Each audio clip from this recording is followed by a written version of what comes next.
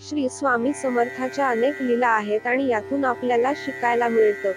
स्वामींनी आपल्या अनुभवातून प्रत्येकाला शिकवण दिली आहे असे आपण म्हणू शकतो. ही अशीच एक स्वामींची घटना आहे जी आपल्यासाठी प्रेरक ठरते. श्री स्वामी समर्थ चोळप्पाच्या मुलांबरोबर गोट्या खेळत होते. स्वामी म्हणतात, जिंकायचं असेल तर नेम अचूक पाहिजे. लक्ष केंद्रित करावं लागतं. खेळ म्हटलं तर गोंगाट तर होणारच.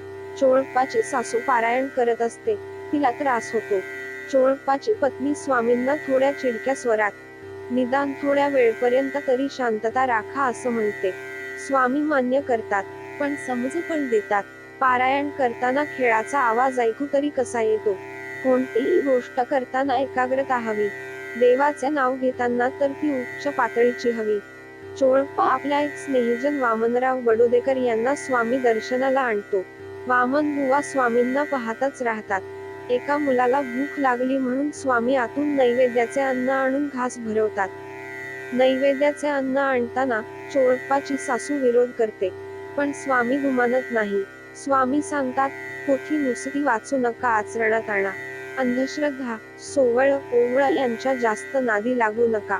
चोळप्पाची पत्नी आणि सासू चोळप्पाजवळ तक्रार करतात, पण चोळप्पा काही ऐकत नाही. तिकडे शास्त्रीबुवा वामनबुवांना स्वामी बद्दल घालून पाडून बोलतात. मग ते वामनबुवाला घेऊन आपल्या गुरु घोलपस्वामीकडे जातात. घोलपस्वामी मुठभर मातीला सोन्याच्या नाण्यात बदलून चमत्कार दाखवतात. वामनबुवा चमत्काराला दुमानत नाही. उलटे घोलपस्वामींना आपल्या गुरु स्वामी समर्थाबद्दल सांगतात. घोलपस्वामी सोन्याचं लालूच देऊन आपला शिष्य करू असं पाहतात. वामनबुवा आणि घोलपस्वामी यांच्यात वादविवाद होतो. जाता जाता वामन बुवा सांगून जातात की, माझे गुरु येईल तुमची परीक्षा पाहायला. तिकडे शास्त्रीबुवा घोलपस्वामीकडे दगड घेऊन याचं सोनं करा अशी विनंती करतात.